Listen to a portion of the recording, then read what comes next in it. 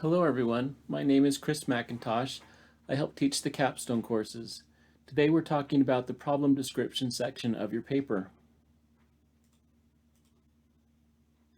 We're working on the final paper portion of your capstone.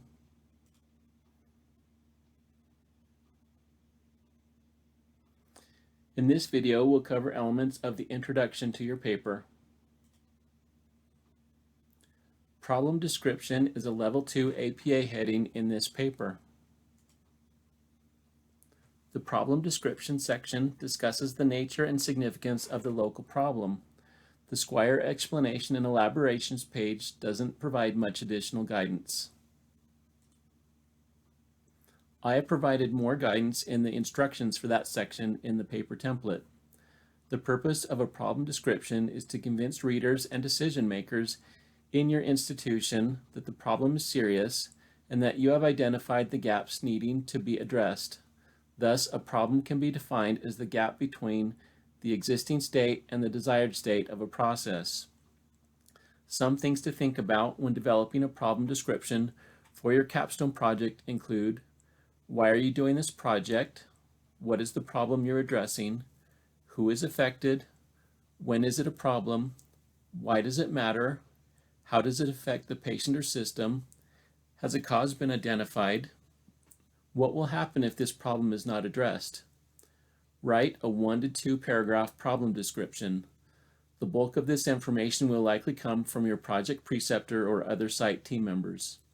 Since this section is focused on the local problem, you shouldn't need to cite much literature or speak about generalities.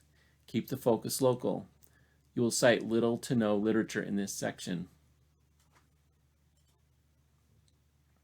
If you address the items in the instructions for the problem description section, you should have sufficient content for this section. If you have content you wrote last semester as part of your project proposal, this is a good opportunity to review what you have written to make sure it's relevant for this section of the paper. If you haven't done so already, look through the general writing resources in the first link. If you have a hard time getting started, suggestions in the AI help link may assist you. Once you have created content for this section, it is important to present your ideas in a logical manner and ensure it is easy to understand for the reader. Editing is an important part of the writing process.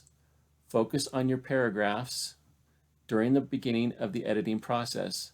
Does each paragraph have a main topic? Does each sentence in the paragraph support or expand upon the main topic?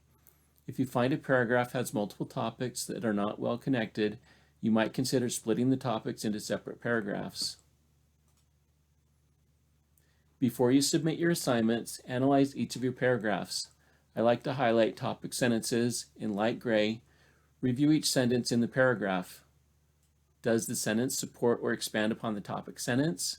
If not, do you need to rewrite the topic sentence to be more inclusive? Or do you need to move some sentences in the paragraph to a separate paragraph to keep your paragraphs focused on a main topic? After you've analyzed your paragraphs for logical flow and cohesiveness, you should review your sentences. Are you using correct spelling and grammar? Is each sentence easy to understand? I've listed a number of prompts to help edit text with ChatGPT in the link above. At a minimum, you should review your text for spelling and grammar before turning it in. I have included a series of prompts that could be used on ChatGPT to help edit your writing. I would use these prompts on individual paragraphs. At most, I would try with a single section of a paper.